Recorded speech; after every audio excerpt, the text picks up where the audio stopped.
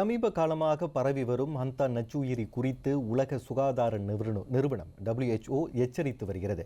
எலிகள் மூலம் மனிதர்களுக்கு பரவக்கூடிய இந்த நச்சுயிரி மனிதர்களின் உயிருக்கு ஆபத்தை ஏற்படுத்தக்கூடிய தன்மை கொண்டது.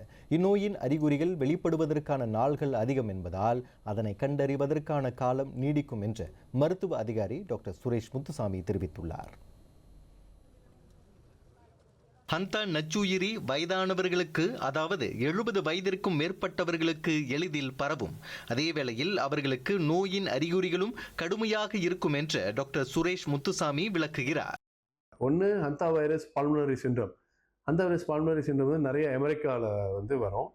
அமெரிக்காவில் ஹியூமனுக்கு வரும்போது ஹந்தா வைரஸ் பல்மனரி சிண்ட்ரோம் வரும். ஹந்தா வைரஸ் ஹெமோராஜிக் வித் ரீனல் சிண்ட்ரோம் வரும். இது வந்து நிறைய யூரோப்லேயும் ஏஷியாவிலையும் மனிதர்களுக்கு வர்ற ஒரு டிசீஸ். இதை பட்டோன்னா அதோட இன்குபேஷன் பீரியட் வந்து 1 வாரம் அன்டில் 8 வாரம் வரைக்கும் கழிச்சு தான் ஒரு சளி பிடிச்ச மாதிரி ஒரு சிம்டமே காட்டும். அதுக்கப்புறம் தான் மற்ற சிம்டம்ஸ்லாம் காட்டும். அப்போ எக்ஸ்போஸ் பண்ண பிறகு ஒரு 8 வாரம் கழிச்சு வர்ற சிம்டம்ஸ்னால தான் இது வந்து நம்மளால கண்டுபிடிக்க முடியாமல் போய் உயிருக்கு ஆபத்தாக முடியுது. இந்த ஹந்தா நச்சுயிரி 4 வழிகளில் மனிதர்களுக்கு பரவும். எலிகளின் சிறுநீர் இருக்கும் சுற்றுச்சூழலில் மனிதர்கள் சுவாசிக்கும் போதும், எலிகளின் சிறுநீர் மனிதர்கள் மீது படும் போதும் மற்றும் எலிகள் மனிதர்களை கடிக்கும் போதும் இந்நோய் உடலில் பரவுகிறது. மனிதர்களிடமிருந்து மற்றொரு நபருக்கு பரவுவது அரிது என்று கூறிய டாக்டர் சுரேஷ் அதற்கான காரணத்தையும் தெளிவுபடுத்தினார்.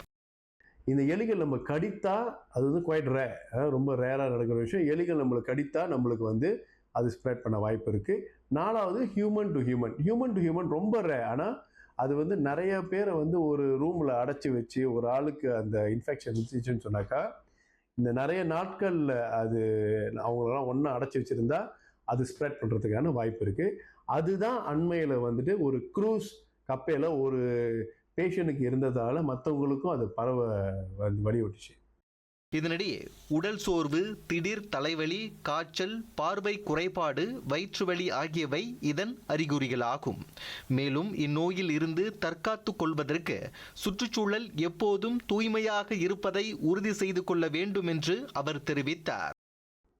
இந்த டிசீஸ் வந்து ப்ரிவென்ட் பண்ணுறதுக்கு உங்களோட சுற்றுச்சூழல் வந்து கிளீனாக வச்சுக்கோங்க. எலி இல்லாமல் பார்த்துக்குங்க.